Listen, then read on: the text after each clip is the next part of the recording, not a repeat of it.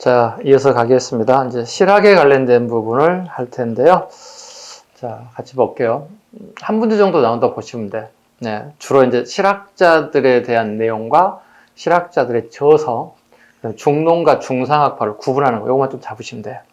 자, 618쪽 보세요. 네, 실학의 대두, 선구자, 이수광, 꼭 알아야 돼요. 선택지에 나올 거예요. 지봉유설, 천문지리 관제에 대해서 듣고 천주시리, 이를 처음으로 소개했다. 즉, 천주교가 아니라 학문으로 처음 소개했다. 천주학이라고 소개했다. 이수광.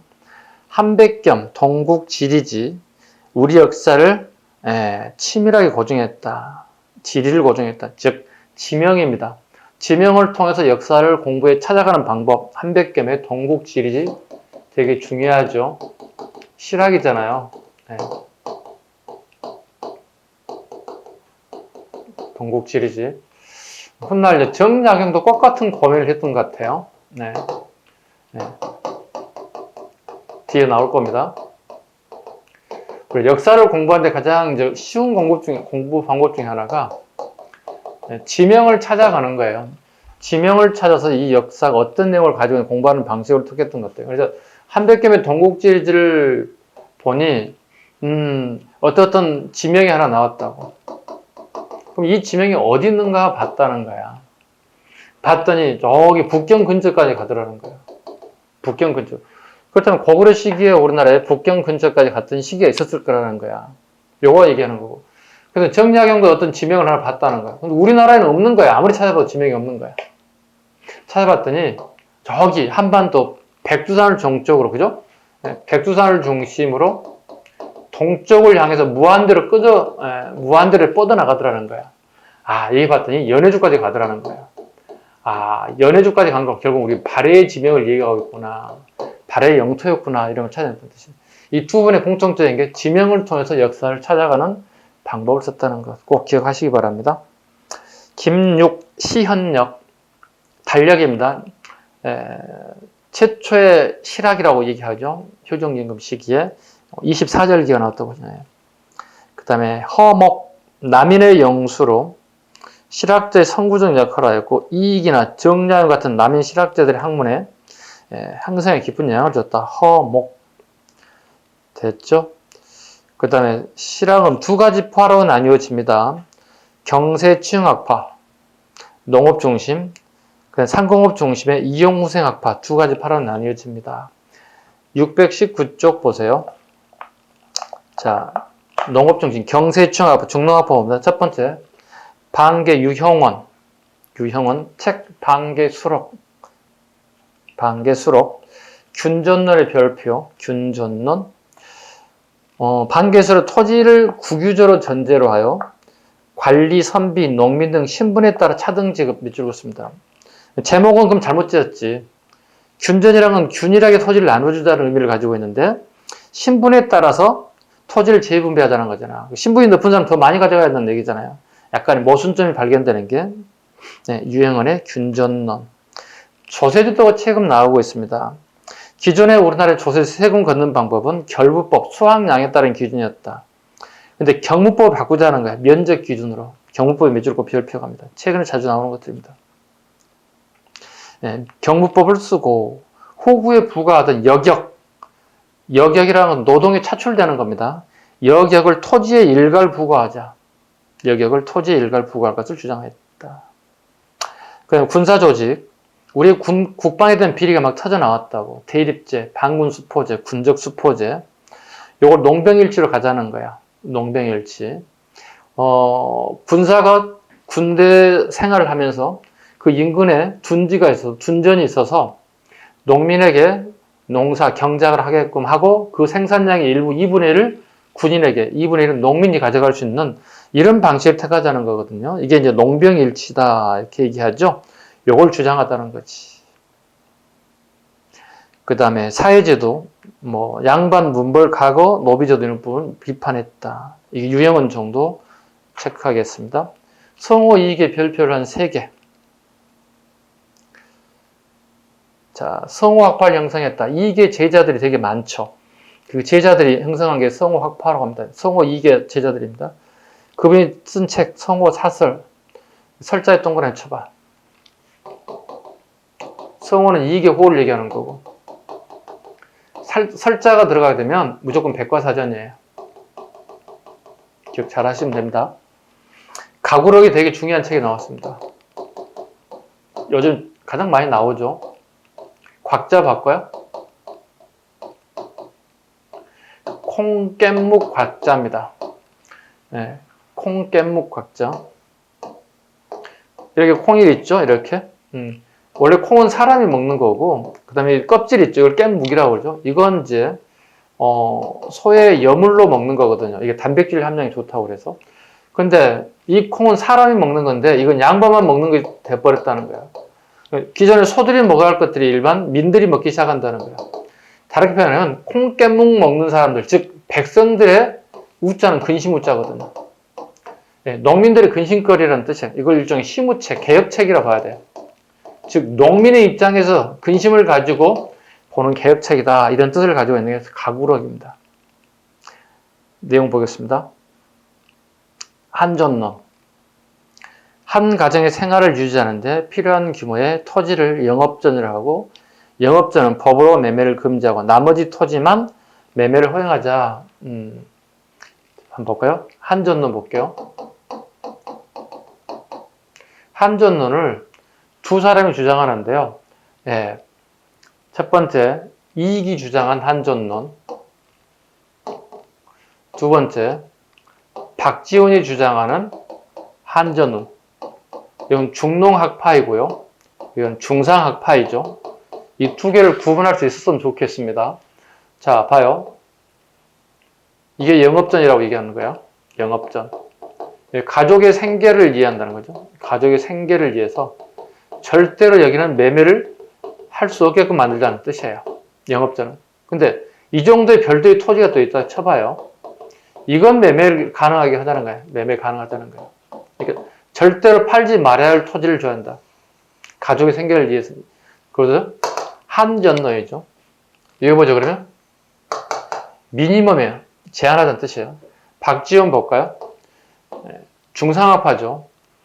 중상학파의 한전론은 가족의 생계가 아니라 최대 맥시멈의 제한을 두자는 거예요. 네, 맥시멈의 제한을 두자. 즉 최대치의 제한을. 돈이 많다고 해서 무한대로 토지를 가져서는 안 된다. 맥시멈 가져서는 안 된다. 그러니까 꼭 기억하세요. 똑같은 한전론에도 불구하고 중농과 중상학과는 생각이 틀려요. 미니멈과 맥시멈이에요. 이거 되게 시험 문제 잘 나올 수밖에 없죠. 미니멈과 맥시멈의 단어가 들어가 있기 때문에. 그 다음에 육점론. 우리 사회를 좀먹는 6가지가 있다는 거야. 자, 노비제도. 당연히. 과거제도. 그 다음에 양반 문벌제도. 그 다음에 사치한 미신. 그 다음에 승려 게으름. 이게 육점론이에요. 기억 잘 하세요.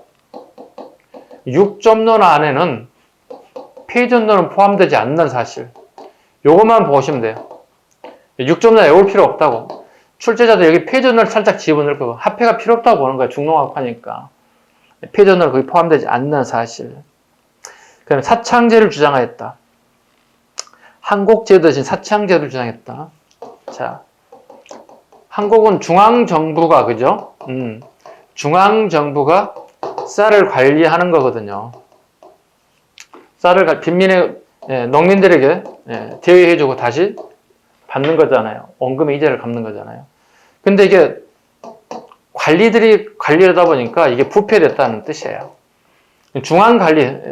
중앙관리이기 때문에 한국 대신에 사창제로 바꾸자는 거예요. 이건 지방자치적으로 하자는 거야. 좀 다르죠. 덕망이 있는 인사가, 그죠? 덕망이 있는 인사가 창고를 관리하자는 거지. 그리고 훨씬 더 투명해질 거라는 거야. 투명성을 가지고 있다는 거야. 이렇게 바꾸자고 주장하는 겁니다. 주장일 뿐입니다. 흥선대원군 때 가서 이제 사창제가 실시되죠. 왜냐하면 세종대왕 때 오늘날의 대구광역시죠. 대구광역시에 시범적으로 실시한 적이 있단 말이에요. 그래서 흥선대원군 때 제실시가 만든 게 처음 실시한 지문은 틀린 지문이에요. 세종 때 대구광역시 한번 실시한 적이 있습니다. 그 다음에 역사인식. 종래 하위사상 차별을 부정한 세계주의를 보거나 중국도 대지 중에 한 조각 땅이라고 해요. 중국 주민 세계관을 탈피해야 된다. 역사인식. 중화주의를 탈피해야 한다 주장하고 있습니다. 이걸 이제 훗날 안정복이 그걸 받아들이죠. 훗날 제자 안정복이 받아들였다. 역사인식 좀 지워볼까요? 네.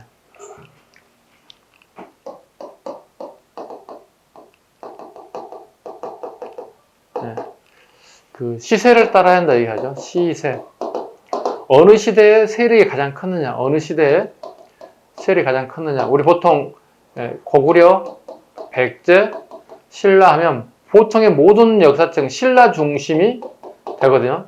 신라가 가장 강성했다고 본 거야. 마지막 통일됐기 때문에. 이건 아니라고 보는 거지. 삼국 중에 가장 파워가 센 나라는 이거였다는 거거든. 그래서 이걸 주장해서 훗날 제자인 안정복이 동사강목에서 스승의 뜻을 잘 따르는 거죠. 그래서 안정복이 동사강목 시험에 잘 나올 수밖에 없죠. 왜? 이 본인이 스승이거든요. 스승의 뜻을 가장 잘 다룬 책이 동사강목이에요. 시세를 잘 따르는 쉽게 해서 어느 나라가 가장 강력 있는 파워가 있었느냐 이게 따라가야 된다. 그 다음에 붕당론 뭐죠? 과거 시험에 주기를 3년을 5주 늘려야 된다. 합격자 수를 줄여야 된다. 그 다음에 청거제도도 병행해야 한다.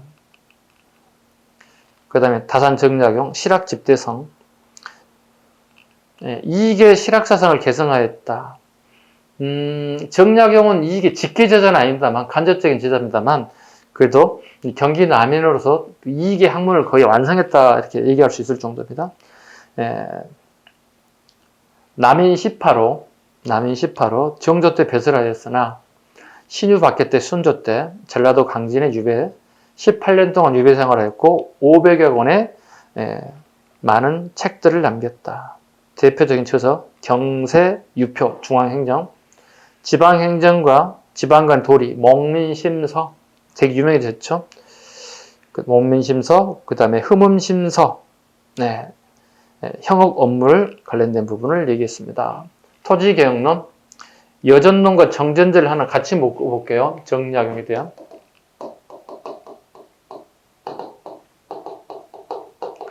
여전제는 공동농장제입니다. 스스로 잘못이 있다고 판단해서 이건 버립니다. 잘못 인정합니다. 공동농장제 문제점이 있죠. 왜? 생산성이 떨어진다고. 왜?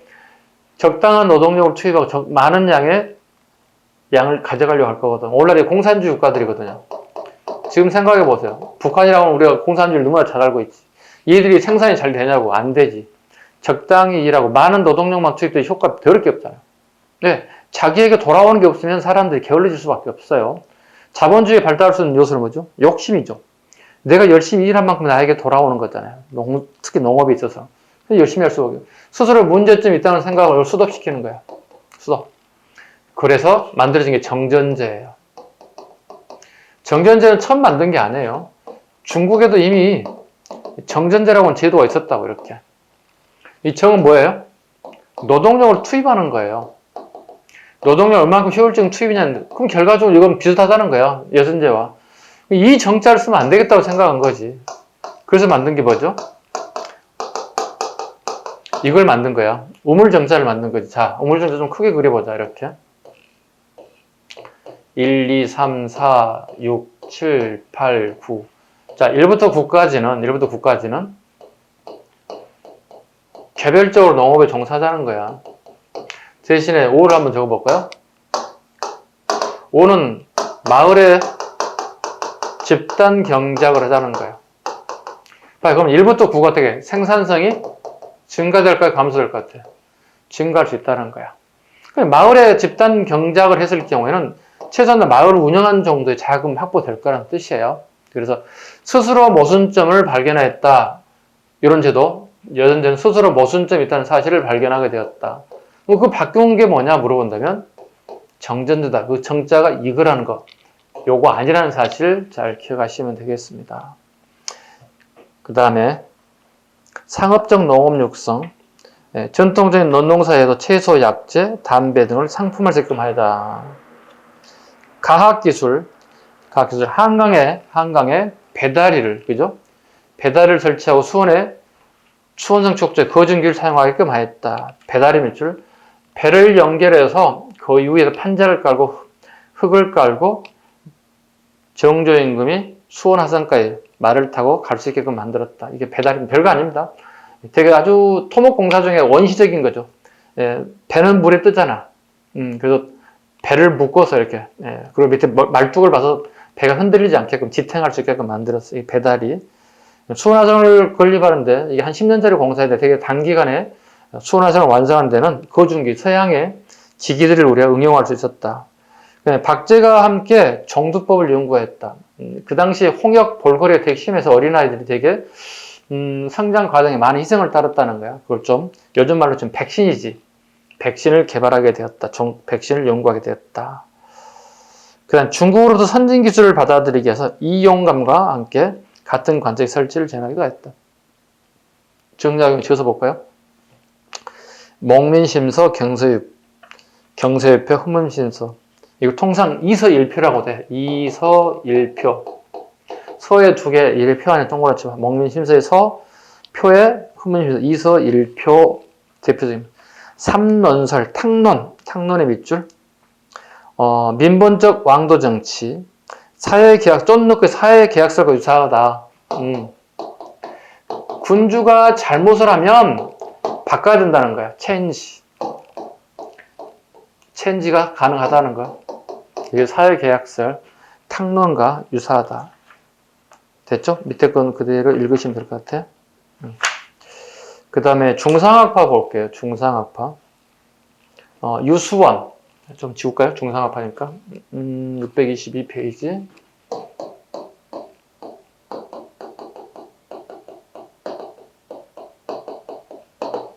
중상학파 보겠습니다. 유수원 보겠습니다. 우서란 책 밑줄 하나 그거 볼까요? 우서. 그 다음에 사회경영. 산농공상의 직업평준화. 산농공상의 산농공상. 사대부 농민, 잠시만요. 오타. 농민, 그다음에 수공업, 상업 종사자들의, 네, 신분의 벽을 좀 깨자는 거죠. 네. 그 다음에 상공업진흥체, 영세상인 간의 합자, 요거 앞에 밑줄 긋고 별표하겠습니다. 가장 많이 나오는 지문이죠.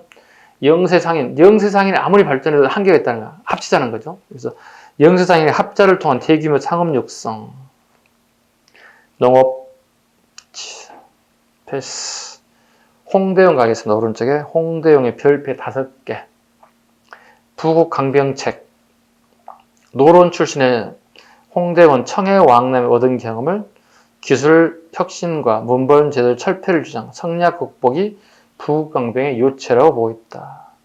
성략을 빨리 극복해야 된다는 뜻이죠. 그러니까 우리가 지금 현재 중화주의에 빠졌다는 거야. 네.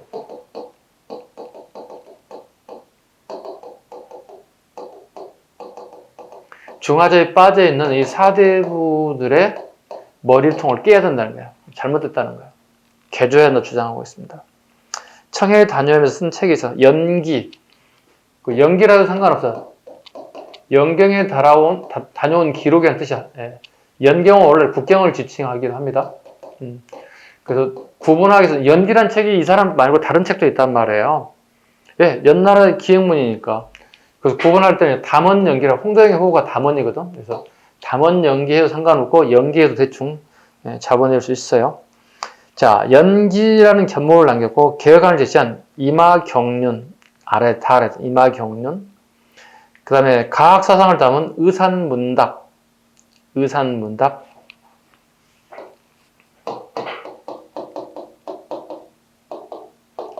네. 의무려산의 약자가 의산이에요. 네. 의산. 그 다음에 질문하고 답변했다, 대답했다. 그러니까 우리가 서울을 출발해서 연경을 다녀오고 또 연경에서 서울까지 올 거 아니야, 이렇게 업무를 서울까지 또 올 거 아니겠습니까? 오는 도중에 이렇게 1박하고 2박하고 이렇게 원샷으로 다 올 수 없잖아요. 그러면서 이제 숙박을 하게 되면서 그 지인들을 만나서 서로 얘기해 보는 거야. 그러니까 의무연산에서 1박을 하게 되면서 스스로 질문과 답변을 해봤다. 이때 이제 가상의 주제들이 나오죠. 실용과 허자를 통해서 가상의 주인공을 통해서 본인이 되게 똑똑하고 많이 아는 것처럼 생각했지만 실제로 겪어봤더니 나는 허술한 사람이더라. 실용과 허자를 비교해서 책을 만들어냈습니다. 이게 의산문답입니다. 그 다음에 지전설과 무한우전을 주장하다. 되게 중요한 점이 나와 있습니다. 지전설. 지전설이 처음 나온 것은 우리가 17세기 김성문이에요. 지금 홍대영은 18세기 인물이에요. 지전설이 중요한 이유가 뭐냐면 그 전까지는 봐봐요. 중국 놈들은 지구는 그대로 있다는 거야. 지구는 딱 수접되어 있다는 거야. 회전하지 않는다는 뜻이야. 근데 이 주변에 행성들만 자전하고 있다는 거야. 그냥 중국은 정중앙에 있는 거야. 그래서 중화주의야. 세상의 중심은 중국이라고 생각하는 거야. 근데 웬걸? 이 지구도 돌아 자전을 해. 이 사실이 밝혀졌어. 그러면 결과적으로 홍대영 생각은 뭐죠? 중화주의는 옳다 틀리다? 옳지 않다고 보는 거지. 논리적 모순이가 논리적 모순이 등장하는 거니까. 그래서 홍대영이 되게 주장한 거 뭐죠? 이 양반들의 중화주의를 깨트려야 된다. 응? 깨트리기 위해서 가장 중요한 거 뭐죠? 이 지전설을 갖다가 양반들에게 읽을 수 있게끔 해야 된다. 그게 의산문답이 되게 중요한 지문이에요. 그 지전설이 다 나와 있다, 그게. 그리고 무한우전. 우리가 보고 있는 지구와 행성이 전부가 아니라니까. 수억억 년 뒤에도 또 다른 행성과 같은 것들이 존재한다는 거. 그러니까 우리가 알 수 없는 게 너무 많다는 거예요. 이 무한우주입니다. 균전제. 일정 연령의 성인 남자에게 2개의 토지를 나눠주자는 균전제. 그 다음에 국역을 담당하는 병농일지 군대를 조직하자. 부패해 왔잖아요. 그죠? 군의 국방에 대한 비리가 터져나왔기 때문에 병농일지로 가자. 연안 박지원 별표 3개. 청해 사신단의 일원으로 다녀왔습니다.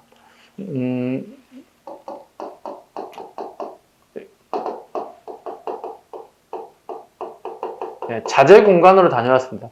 박지원은 초시에 장항 급제했지만 성균관 입학을 거부했죠. 관직에 나가지 않겠다는 거죠. 근데 자기 가족 중에 한 사람들이 영경에 파견됐을 때 자제 군관으로 따라갔어요. 군복을 입었다는 뜻이야. 군관이니까. 대신에 그 영경의 총 책임자의 허드렛 일들 막 도와주는 옷을 좀 챙긴다든가 식사를 챙긴다든가 막 신발을 챙긴다든가 이런 요즘쯤 연예인들 매니저 역할 이런 역할을 하나씩 따라가요. 그러니까 지금 생각하면 국회의원들이나 장관들이 자기 조카들이나 누구를 데리고 해외여행 간다. 큰일 날 일이지. 예산을 막 쓰기 때문에. 근데 조선시대는 선진부문을 겨나간다는 취지에서 자제공간 하나 끌고 갈 수 있어요. 이때 박지원도 따라갔어. 그리고 갔다 와서 쓴 책이 열하일기예요. 열하일기. 그 청나라의 그 황제가 여기 영경에서 살기 때문에 서울을 출발해서 이렇게 압록강으로 이렇게 왔다고 생일 선물을 갖다 주려고 갔는데 영경에 갔더니 황제가 없는 거예요. 어디 갔습니까? 봤더니 열화 지역에 갔다는 거야. 열화 지역이 어디입니까? 봤더니 이렇게 올라갔어. 여름이기 때문에 휴가 간 거야. 휴가 간 거야. 요렇게 갔다가 부랴부랴 또 여기에 왔다는 거야. 그리고 여기서 안정하게 안정적으로 선물을 전해주고 다시 이렇게 다시 되돌아왔다는 거야. 갔다가 온 기록들을 적었다. 그 열하일기라고 하는 거야. 근데 이 열하일기가 되게 아주 흥미진진, 익사이팅하다. 우리 영어를 한번 해볼까요? 되게 익사이팅하다는 거야. 그래서 많은 사람들을 통해서 필사본이죠. 읽으면서 옆에서 글을 써가면서 책을 만들고 그 다음에 옆집에 전달되면서 이게 일종 요즘 말로 치면 베스트셀러가 된 거야. 이게 이제 나중에 정조 임금도 이걸 읽어봤다는 거야. 너무 재밌어. 근데 문제는 이거 누가 썼냐고 물어도 박지원이야. 박지원이 붕장을 봤더니 노론이야. 정조는 노론 되게 싫어하거든. 그래서 근데 이걸 고문체로 써달라고 요구합니다. 이게 일명 문체 반정운동이에요. 문체 반정운동. 다시 옛날 글자를 써달라는 뜻이에요. 즉 폐관체 문학을 거부한다는 뜻이죠. 예, 이 열알기가 폐관체 문학이죠. 예, 하문을 그냥 읽으면 뜻이 그냥 풀이되는 방식으로 썼다는 거거든요. 예, 이걸 거부했다. 누가? 박지원이 거부하죠. 자, 박지원의 열알기의 내용 한번 살펴볼까요? 수레와 선박을 이용하자. 청은 수레와 선박이 되게 발전되어 있더라. 뭐 운하를 통해서 일일 생활권, 물물을 막 이렇게 서로 빠른 속도로 전달하고 있더라. 지금 우리나라는 지금 현재 뭐 거의 다 돼 있죠.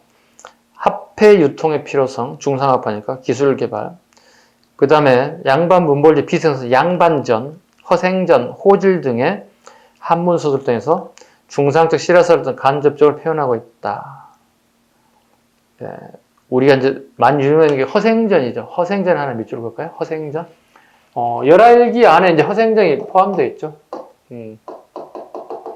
아까 얘기했지만 오는 길에 하루 만에 올 수가 없어. 비행기 타고 오는 게 아니라. 계속 1박, 2박, 3박. 그러면 저녁밥 먹고 나면 할 일 없잖아. 뭐 해야 돼? 지인들끼리 모르는 사람들이 있을 거 아니야. 어디서 오셨습니까? 선생님께서는 이렇게. 저는 서울의 북촌 쪽에서 왔습니다. 이렇게 하면, 그러시냐고. 그쪽에 뭐 재밌는 얘기 없어요? 그러더니, 재밌는 얘기 하나 해드릴까요? 우리말에 허지성을 가진 허생이라는 사람이 있었는데요. 이 사람은 과거 시험을 한 10년 준비하고 시험을 봐서 관직에 나가려고 준비했대요. 근데 생계는 전혀 책임지지 않았대요. 그래서 부인이 10년 동안 삭바느질을 해가면서 생계를 유지했대요. 8년쯤 됐을 때 되게 짜증나가지고 남편이 나가서 쏴 붙였대요. 내가 이러려고 결혼했는데 막 쏴 붙였대요. 그래서 허생이 아쉽다. 2년 덜 가야 되는데. 근데 8년 마치고, 드디어 이제 서울 종로에 이제 장사를 잘하신 분들이 되게 부잣집이 많은데, 여기는 통상에 이제 그 무역을 했던 사람이 되게 돈을 많이 벌었어요. 역관들이 되게 많이 벌었어요. 그 제일 유명한 역관집에 찾아가서 돈을 좀 빌려옵니다. 엄청난 금액을 빌려와요. 빌려와서 안성에 가서 명절을 앞두고 과일을 전부 싹 사들이 2배, 3배 가격을 사들이죠. 그래서 정작 명절이 다가왔는데 장사하신 분들이 안성에서 팔 물건이 없는 거예요. 그래서 다시 허생에 가서 10배의 가격을 주고 판매했다는 거예요. 그리고 그 돈을 벌었던 허생은 다시 제주도 가서 말총을 사왔다는 거예요. 말총은 양반들이 갓을 만드는 재료거든요. 말머리 얇은 털이 있죠? 그게 이제 바람 통하는데 되게 좋거든요. 그러니까 옛날 양반들은 갓을 썼잖아요. 그래, 그 가격이 또 올라가는 거예요. 이렇게 돈을 벌었다는 거야. 이게 뭐예요, 이게? 허생제를 도구를 비판하고 있는 거예요. 이렇게 하면 돈을 잘 법니다가 아니라 누군가가 어떤 상권을, 어떤 물건을 독점하게 됐으면 가격이 올라가게 돼서 어느 한 사람이 돈을 번다는 거야. 독점 체제를 비판하고 있는 거야. 초기 중도화적 성격의 도구들 막 비판하는 내용이 허생전이에요. 그래서 혹시 이제 이런 내용 나면 도구 나오면 허생전에 대한 얘기를 이해할 수 있으면 좋겠습니다. 농업이론, 가농소초, 영농방법의 혁신가. 그러니까 중상학파임에도 불구하고 되게 농업이론서도 되게 해박한 지식을 가지고 있다. 한전론, 맥시멈이죠. 토지 제한을 한정하자는 거죠. 한민명전이 작년 2019년 기출이죠. 네, 2019년 기출입니다. 토지 소유 상한선을 결정하였다. 매매 상승을 통해서 토지가 균등해질 것을 예상하였다. 한전론, 한민명전이 저자를 물어봤습니다. 박제가 북학사상을 집대성했다. 북학의 밑줄 그으시고요. 박지원의 제자고요. 스승의 사상을 개성하였다. 그 다음에 서울 출신인 거 아시죠? 우리 서울 사연방송에 포함된 정조 시기에 상공업진흥책, 수레 선박을 이용하자, 신분차별을 타파하자, 소비론 별표, 생산과 소비 관계를 우물물에 비유했다. 전략보다는 소비의 밑줄을 긋습니다. 우물물이라는 게 사용하지 않고 넘치면 필요가 없는 거, 사용하지 않고 고이면은 부패하기 때문에 필요 없다는 거야. 쓰라는 얘기야. 소비를 해야만 그에 상하는 생산이 이루어진다. 그거 뭐죠? 계속 고용을 계속 지속적으로 창출할 수 있다는 거죠. 딱 21세기에 맞는 얘기 아닌가요? 됐죠? 네. 그 다음에 오늘 19세기 북학파 실학자 김정희와 최한기가 있다. 김정희도 그 자기 스승 박제가의 도움을 받아서 청에 어린 나이 때 되게 유명해진 인물이 됐고요. 그래서 추사를 추사가 청에 갔을 때 많은 인사들이 김정일을 반겼죠. 이미 다 알고 있었죠. 김정일만 청의 사람들은 몰랐을 뿐이지 청의 어떤 학식인 인사들이 되게 김정일을 갖다가 존경했다 싶을 정도로 엄청난 학식을 가지고 있었다. 고중학을 받아들였다. 고중학이 밑줄 긋습니다.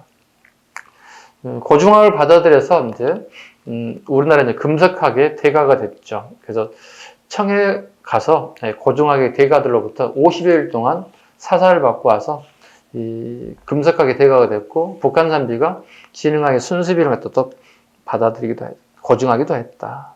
최한기 19세기 최고의 지식인이었다 보시면 되겠고요. 대표적인 저서 지구전요, 명남루 총서, 백과사전입니다. 그러니까 명남루가 최한기 호입니다. 이게 중국에서 선진 문물 즉 책이 만들어지면 제일 먼저 최한기 집에 와 있다는 거야. 그래서 많은 석학들이 최한기 집에 가서 책을 보려고 되게 많은 사람들이 노력하고 있었다는 모습도 보이겠습니다. 최한기도 마찬가지 지전설을 주장했습니다. 지전설을 주장했다. 됐죠? 넘어갈까요? 627페이지 역사서 한번 보겠습니다. 역사서 자 621 하단부에 한번 볼까요? 네. 여사제강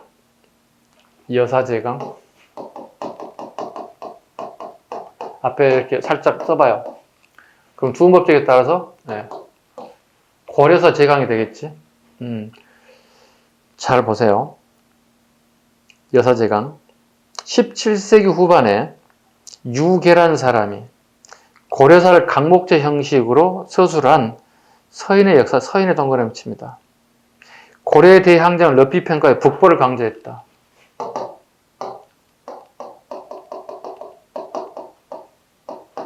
자, 봐봐요.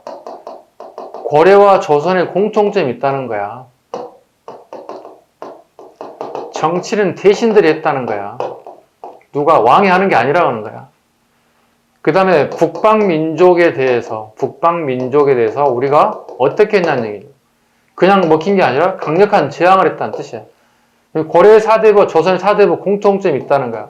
세상에 고려를 부정했던 조선 사람들이 여사제강을 노론들에 의해서 이게 베스트셀러가 됐다는 거야. 왜? 이런 점 때문에 노론들이 되게 중요하게 여겼다. 허목의 동사, 허목은 일단 남인입니다. 남인인데요. 남인의 밑줄을 꼽아요. 북벌운동과 붕당정치를 비판했습니다.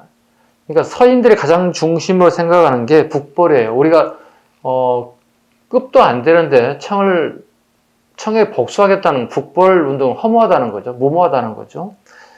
붕당정치, 붕당을 조장해서 정치하는 건 옳지 않다. 왜? 남인은, 허목 같은 남인들은 기본적으로 왕권 강화를 되게 주장한 인물들이에요.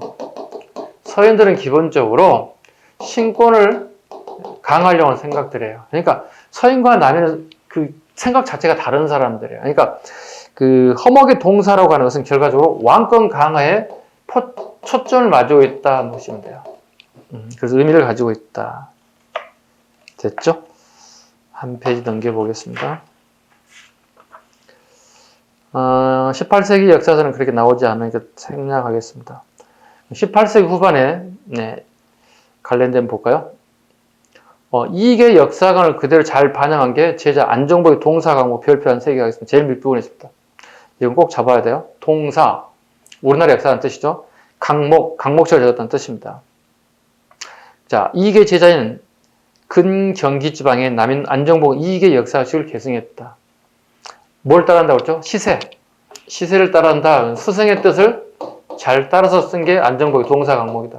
아까 잠깐 언급드렸죠? 시세는 뭐죠? 고골백 신라 중에 어느 나라가 가장 힘이 있었는 자를 판단한다는 얘기야. 자, 정통론, 삼한 정통론 보겠습니다. 당군, 기자의 밑줄을 씁니다. 기자로 정통 본다는 얘기죠.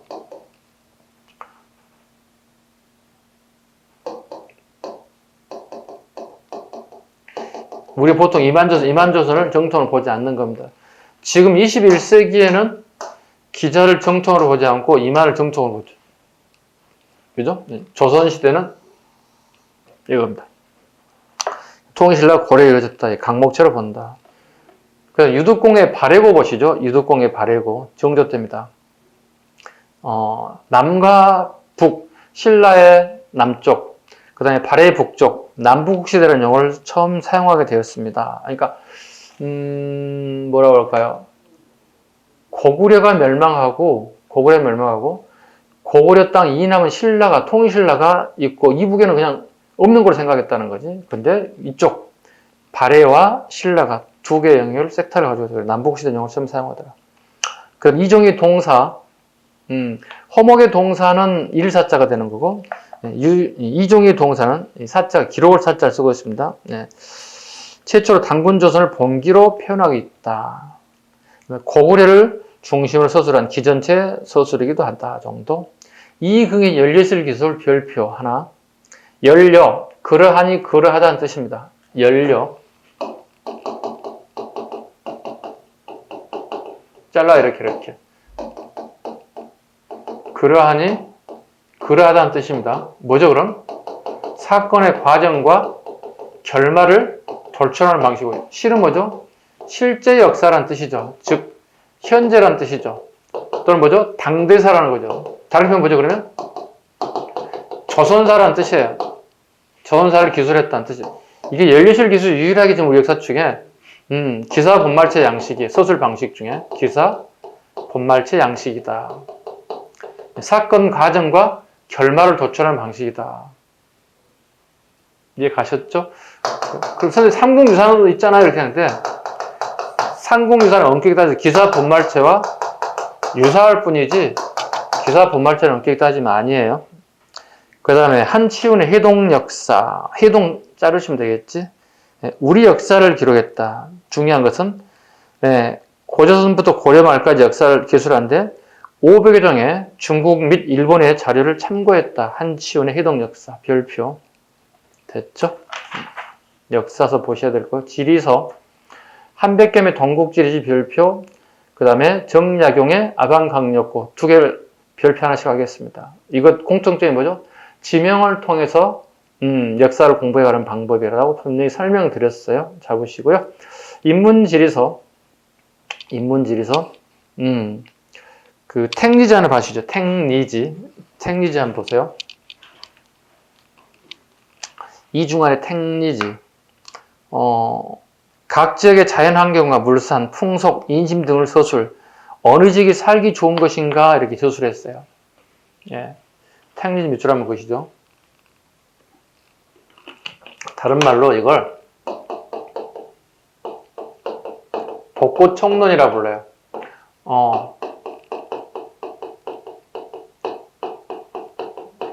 복고죠? 기거하죠. 어디서 살면 복을 받을 수 있습니까? 그럼 요즘 치면 어느 땅이 가장 명당입니까? 어느 땅이 가장 요즘 말로 치면 아파트 가격이 어디가 잘 올라갈 것 같습니까? 명당이 어디입니까? 막 이런 뜻이에요. 네. 그 다음에 봤더니 경북 안동의 예안지방이 가장 명당이라고 기록되어 있습니다. 네. 이유는 이중환의 고향이 그것이었습니다. 최한계 지구전요. 네. 최한계 지구전요. 네. 이거 보셔야 됩니다. 해국도지와 영안지략을 바탕으로 쓴 세계지리서입니다. 예. 해국도지 영안지는 되게 중요한 책이죠. 이거 근현대사 때도 다시 다룰 텐데요. 우리 근대화를 하기 전에 우리나라 들어왔습니다. 그러니까 강화도 조약을 맺기 전에 해국도지와 영안지략이 일부 인사들이 읽혀지기도 하였다 정도. 그럼 일본 애들이 강제로 문을 열지 않았더라도 우리가 충분히 우리 스스로 문을 열고 나왔을 것이다 하는 가장 대표적인 책이 그 책입니다. 그 다음에 지도 볼까요? 동국지도 정상기 별표. 최초로 백리척. 백리척. 동국지도. 백리척. 지금, 그 밑에 또 대동여지도 보세요. 그리고 심리척. 봐. 자, 여기와 여기를 갖다 점을 하나씩 찍었어. 이건 백리척이야. 심리는 4km야. 백리는요, 40km 되는 거예요. 요 점과 요 점, 이 점에서 이 지점까지 가려면 어떨게요? 백리척일 때는 어떨게요? 백리척. 여기 보시죠. 40km라는 뜻이에요. 이게 동국지도예요. 그러면 대동여지도는요, 예, 요 점에서 여기 뭐죠? 그러면 대동여지도 10리척, 여기는 4km라는 뜻이죠. 4km, 여기는 40km, 이런 식으로. 어떻게 해서 정확도가 있을 것 같아요? 이게 4km잖아요. 이건 40km고. 훨씬 더 정확도가 이게 있겠죠. 대동여지도가. 그렇게 구분하시면 될 것 같아요. 그 다음에 대동여지도 보시면 10만 분의 1의 축적, 16만 분의 1의 축적으로 22첩으로 구분하였고, 분철, 접철식의 미술을 봐. 분철, 접철식. 그 대동여지도 봐봐봐, 좌측에. 이 대동여지도가 이렇게 있다면, 그냥 이렇게 그린 게 아니야. 22첩의 접철식이라는 것은 이렇게 잘라서 포관하고, 그걸 다시 이렇게 조립했다. 분철, 쪼개졌다. 그리고 다시 조립하면 지도가 된다. 됐죠? 매 방향 10km 표시하였고, 목판으로 대량 인쇄하여 지도의 대중화를 도모하였다. 참고로 김종호가 가끔 우리 드라마 같은 고산자 김종호 얘기할 때 영화를 한번 봤는데 좀 잘못된 것 중에 하나가 전국을 직접 순회하면서 직접 그렸다 이렇게 얘기하고 있잖아요. 이건 잘못된 표현 방법이에요. 물론 일부 어느 지역을 가볼 수도 있겠지만 전국을 순회하지는 않습니다. 그동안에 우리 지도의 기술이 만들어진 게 축적됐어요. 그걸 보니 이렇게 다시 분철식으로 만든 거지. 이건 틀린 질문이에요. 또 어떤 내용도 있냐면 일제강점기 때 일본 애들이 김종호의 지도를 가지고 압수해서 이게 어떻게 됐다. 이것도 다 잘못된 질문이에요. 다 애고 가는 부분이다 보시면 됩니다. 그 다음에 631쪽 국어학 연구. 거기 아흔각비방, 어휘 수집의 아흔각비만을 체크할까요? 아흔각비, 정약용의 아흔각비. 우리 방언과 해외 언어를 정리한 아흔각비. 그 다음에 우리 방어 해외 언어를 정리한 이의붕의 고금성님 이쪽이에요. 해외 언어가 정리된 게 고금성님 이의붕의 가끔씩 난이도 높게 나옵니다. 금석가 김정희의 금석한록 고증하게 이제 끝판왕이죠 이게. 그리고 북한산 비가 진흥왕의 순시균을 밝게 됐죠. 고문들 다 해석할 수 있는 능력이 생겼다. 백과사전. 이수광의 지봉유설 설 이익의 송어 사설 설이 동그라미 쳐. 설이 들어가면 전부 다 백과사전. 홍봉안의 동국민은 동국이 자르시고. 청장관은 이등무의 호입니다. 그 다음에 임원경제지 서유구. 농업이주의 백과사전입니다. 서유구의 임원경제지 시험에 잘 나오는 부분입니다. 오주연 이균의 호죠. 이주영의 오주연 5대양 6대주 줄임말입니다. 오주연 문장 전상고 이거 마찬가지 백과사전 성격을 띠고 있다. 그 다음에 633페이지 과학기술의 발달. 속도가 빠르시죠? 여러분들? 그래 따라오셔야 됩니다. 자, 서양인들이 들어온 거, 서양 문물들이 들어온 걸 한번 보겠습니다. 사신을 통한 유입 중에 중간 부분에 선조 때 이광정은 고려만국 전도 하는 거죠. 고려만국 전도. 그 다음 서양인의 표류 벨테브르의 인조. 제주도에 표류됐던 인사를 훈련도감에 소속돼 서양 대포 제조를 만들어 주었다. 조선 여성과 결혼, 일남일녀를 주었다고 기록이 나와 있고 박연이라고 하는 우리 조선식 이름을 사용하기도 했다. 하멜, 둘 다 이분들 네덜란드 사람들인데요. 벨트브레가 먼저 왔고 효정 시기에 표류했던 하멜 같은 사람들을 서울로 잡아왔고 그 다음에 청가의 관계가 껄끄러질까 봐 강진으로 유배 보내기도 했습니다. 하멜이. 그러니까 서양인들 유배 보낸 케이스가 조선에 이제 하멜이 처음 등장하죠. 근데 이게 먹고 살 걸 만들어주고 유배를 보내야 되는데 그냥 몸만 보내버린 거야.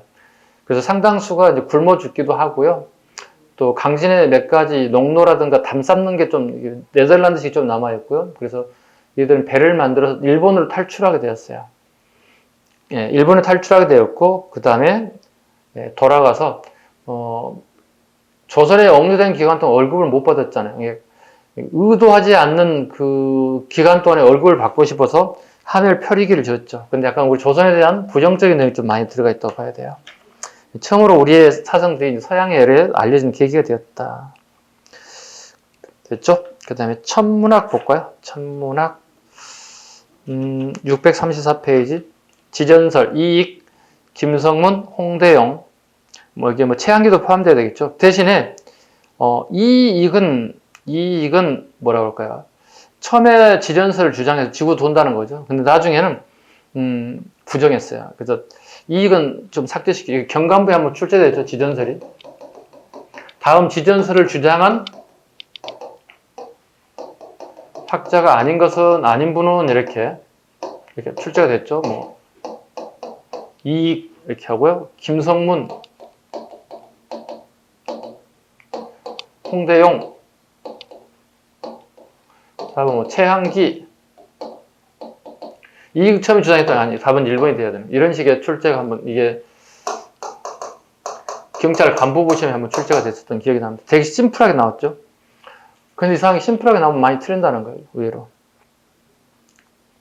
이익 김성문 17세기, 홍대영 18세기 이 정도.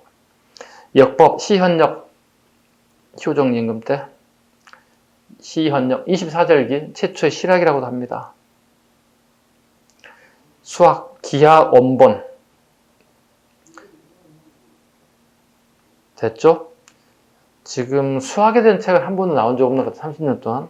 홍대영의 주의 수형은 체크할까요? 네. 주의 수형, 다 수학에 관련된 부분. 그 다음에 오른쪽에 지도. 고려만국전도, 선조 때 들어온 세계 지도. 중국 중심 세계관을 탈피할 수 있는 계기가 되었다. 의서. 자, 17세기 동기보감 허준. 친구 경험방 허준 같은 시기에 허임이 침굿을 집대성하였다. 같은 시기입니다. 벽원심방 전염병 치료에 대한 부분이죠. 요즘 같은 뭐 코로나에 대한 치료 방법이라고 봐야 되겠죠. 18세기 서양의학이 전래되었다. 다음 페이지 마가하통, 정약용, 홍역에 대한 얘기. 박제가 함께 정도법을 연구했다 정도. 19세기 이재마, 동의서세보험, 사상학의학이죠. 사람의 몸을 체질을 네 가지로 구분했다. 태양, 태음, 소양, 소민. 이렇게 사람의 어떤 체질에 따라서 처방해야만 효과가 좋을 것이다 하는 사상학, 동의수세보원. 그 다음에 기회론, 정약용. 기술을 수행해야 된다는 뜻이죠. 각 발달을 수행해야 된다. 거중기. 그죠? 그 다음에 배다리. 그 다음에 기타 보시면 선박건조, 교량건설 등을 강조했다. 그러니까 정량 같은 사람들이 좀 더 좋은 시기에 태어났던 훨씬 더 많은 일을 남겼겠죠. 업적을 남겼겠죠. 근데 하필 이게 세두정치 시기가 정조 때 입문해서 세두정치기에 이제 노론단인 남인의 정치가가 되면서 되게 핍박을 받은 인사 때문에 좀 아쉽죠. 18년 동안 유배는 학문의 발전을 가져왔지만 조선의 발전은 더디게 됐죠. 아쉬운 부분입니다. 637쪽 농서, 농가 집성, 이거 후기입니다. 별표. 농가 집성 후기입니다. 효종 때. 색경, 박세당, 홍만선, 산림경제, 서호수, 해동농서 별표. 이거 나오고, 이 시기에 정조의 업적을 골라내는 시험이 최근에 나왔죠. 2년 전에 나왔죠. 재작년에. 임원경제지 서유구, 농촌 백과사전. 어업기술 보겠습니다. 김양식 17세기에 전라도 광양을 중심으로 재배됐는데 이상한 물건을 만들어 그 고을 원님에게 갖다 맛을 보겠다는 거예요. 김의 유래 얘기입니다. 이게 뭐냐? 이게 맛있다 이렇게 했다. 이게 뭐냐? 그랬더니 저 잘 모르겠고요. 저기 광양에 무슨 마을에 김씨아씨가 만들었어요. 그래? 김이라고 하자 해서 김이 된 유래가 이렇게 출발됐어요. 이렇게 되게 웃기는 김이죠. 생각해봐. 이 씨가 만들어 이예요. 박 씨가 만들어 박이에요. 채가 만들어 채예요. 잘 만들어서 김이에요. 그죠? 냉동선, 그 다음에 자산하고 정약전, 이거 설명드렸죠. 흑산도 유배 중에 그 해산물들에 대한 어떤 분포, 형태, 습성 등을 기록해서 오늘까지 잘 보존되어 있다. 한등급에 한번 출제됐기 때문에 우리 공무원 시험에도 선택지 정도 나올 수 있다. 그 다음에 볼게요. 쭉 넘겨 볼게요.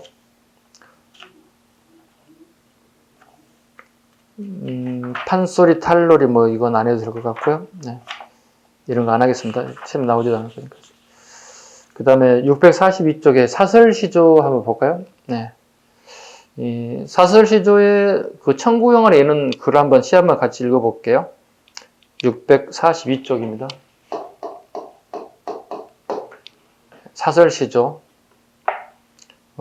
주로 남녀간의 사랑들, 뭐 사회 비판 이런 것도 많이 나오는데요. 자, 청구영원의 사설시조 한번 보겠습니다. 두꺼비 파리를 물고 두엄에 치달아 앉아 걷는 산 바라보니 백성골이 떠 있거늘 가슴이 선뜻하여 훌쩍 뛰어내리다가 두엄 아래 자빠져 버렸구나. 마침 나였기 망정이지 피멍들 뻔하였도다. 이거 조선후기 쇄도 정치가들이 백성을 괴롭히는 내용들이에요. 그러니까 두꺼비하고 파리를 비유해서 표현한 내용이다 보시면 되겠습니다. 이런 사설 시조들이 후기에 만들어졌다. 그 다음에 643페이지 시사조직에 관련된 부분이 있습니다. 이향문학이라 불러요. 사대부들은 사대부들끼리 모여서 시를 짓는 거고요. 그 다음에 중인들은 시사를 조직해서 자기들에 맞는 작품들을 쓰기 시작했어요. 이걸 시사라고 부릅니다. 중인의 역사서 한번 보겠습니다. 호산애기, 조희룡, 중인야의 계층의 공동 전기집, 연조기감, 향리들에 대한 얘기, 규사, 이 규자가 해바라기 규자입니다. 해바라기는 동쪽에서 아침에 떠서 이렇게 서쪽을 향해서 넘어가죠. 서울들의 역사입니다. 서울들의 꿈은 뭘까요? 양반이 되는 거예요. 해바라기로 보시면 돼요. 이양견문록, 중인층 이하의 얘기들이다 보시면 되겠습니다. 야담 작규류, 유몽인의 어우야담, 유몽인의 어우야담 등이 있었다. 그림에 대한 얘기, 진경산수와 풍속화, 진경산수와 풍속화 보겠습니다. 자, 진경산수화, 진경산수화는 알아야 되겠죠.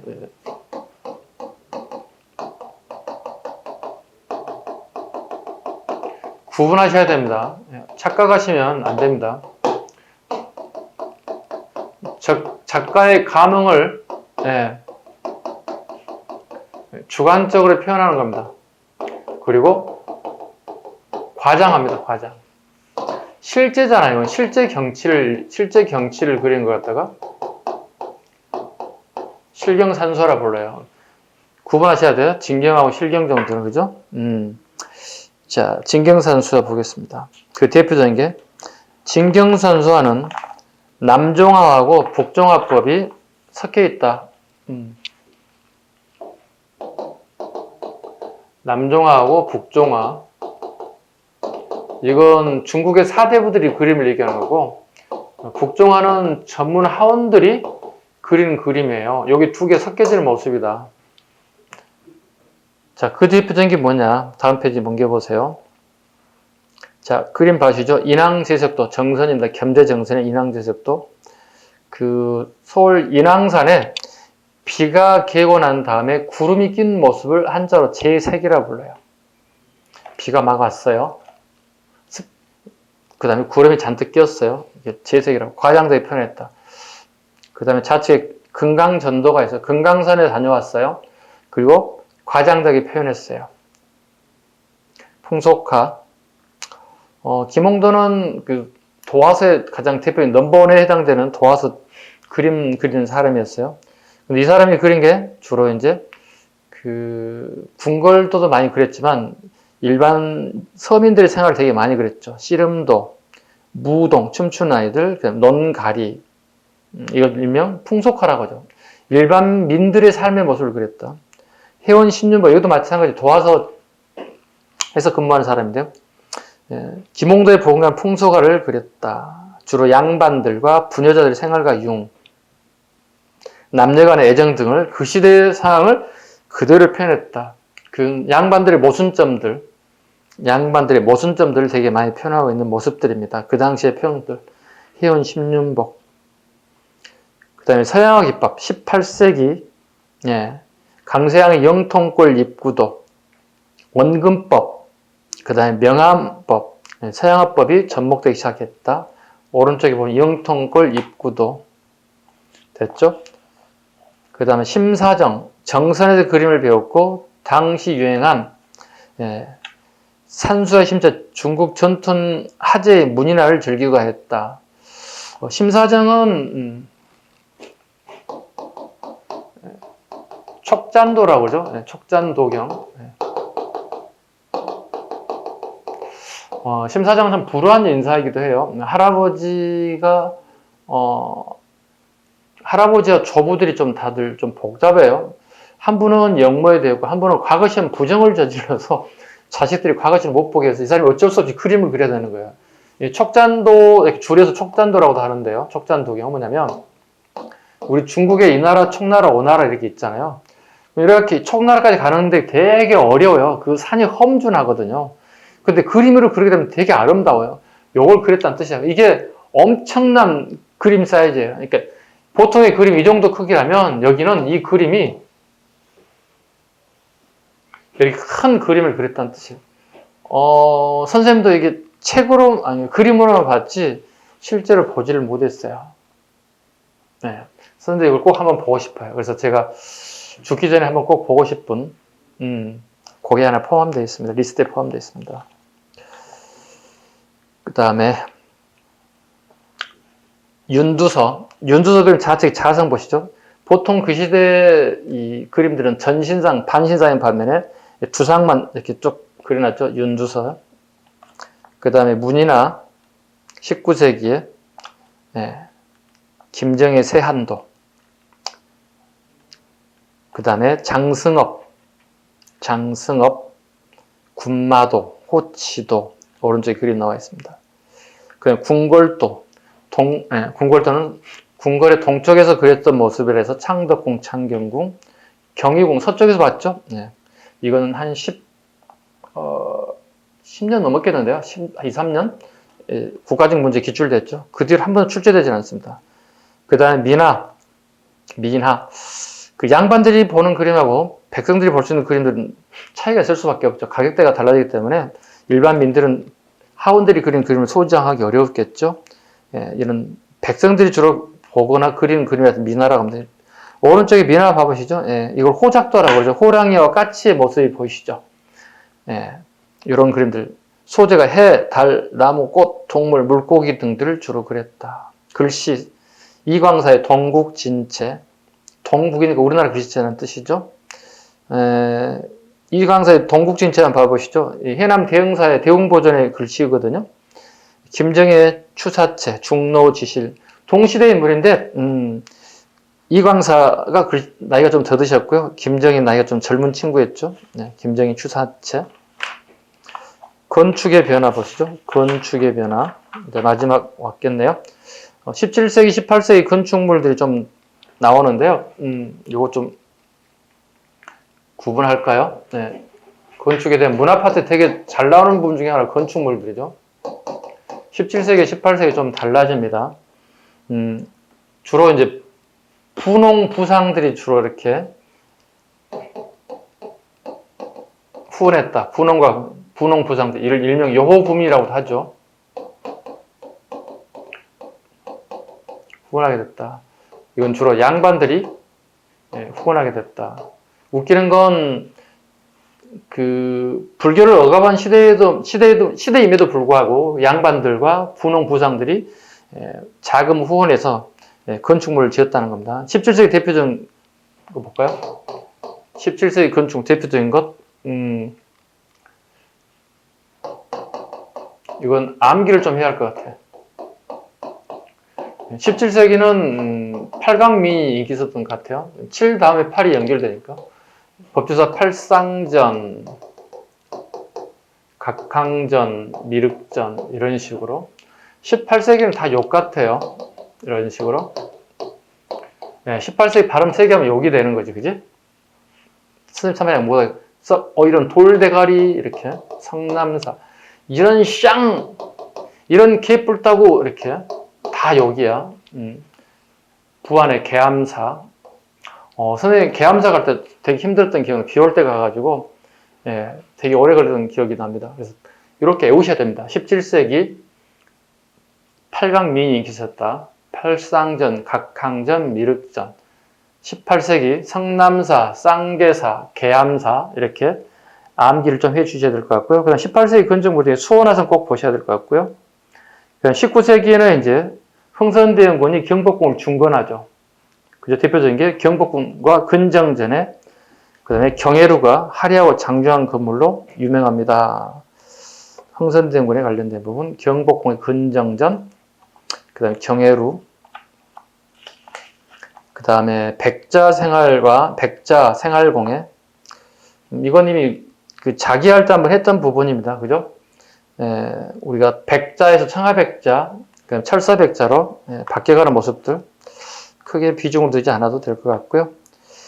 음악도 마찬가지 큰 비중을 두지 않아도 될 것 같습니다. 아셨죠? 이렇게 해서 이제 문화 부분까지 많지는 않지만 또 이런 부분은 또 이제 우리 문제풀이 과정을 통해서 또 문제 풀면서 또 같이 부연 설명을 통해서 한번 해보겠습니다. 이렇게 해서 일본 책이 마무리가 됐습니다. 장시간 동안 고생해 주셨고요. 봐주시느라고. 또 2권에서 또 심차하게 또 여러분과 같이 뵙도록 하겠습니다. 자, 수고하셨습니다.